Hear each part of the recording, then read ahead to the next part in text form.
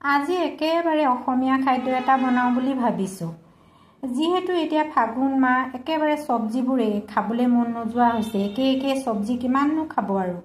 সেয়েহে মই ভাবিলোঁ মোৰ ঘৰৰ টাবতে এই টেঙেচি টেঙা ইমান হৈছে, সেইকাৰণে মই ভাবিলোঁ ইয়াৰে অকণমান জোল বনাওঁ। আৰু এনেকুৱা ফাগুন মাহত এনেকুৱা ধৰণৰ জোলবিলাক খাব লাগে, পেটৰ কাৰণেও ভাল, নহয় জানো? সেইটো কাৰণে মই আজি এইটো জোল বনাম বুলি মাছেদি ভাবিছোঁ। মইনো কেনেদৰে বনাওঁ আপোনালোকে চাই থাকিব। আৰু এটা কথা, আপোনালোকে এইটো কি বুলি কয় বাৰু? আপোনালোকে এয়া চাওকচোন, এইটো কি বুলি কয়? কিন্তু মই এনেই টেঙেচি টেঙা বুলি কওঁ, আৰু কিছুমানে টেঙা শাক বুলি কয়।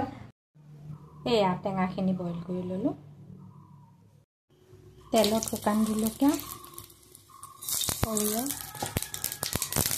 আদা,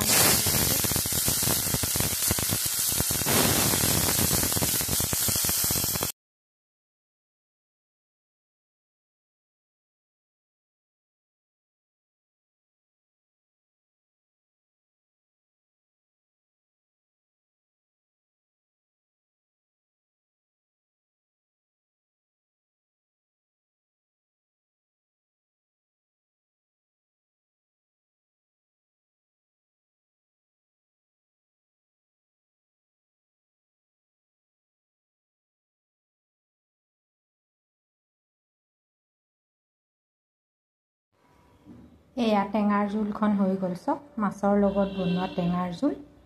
আপোনালোকে এনেকৈ বনাই খাবচোন।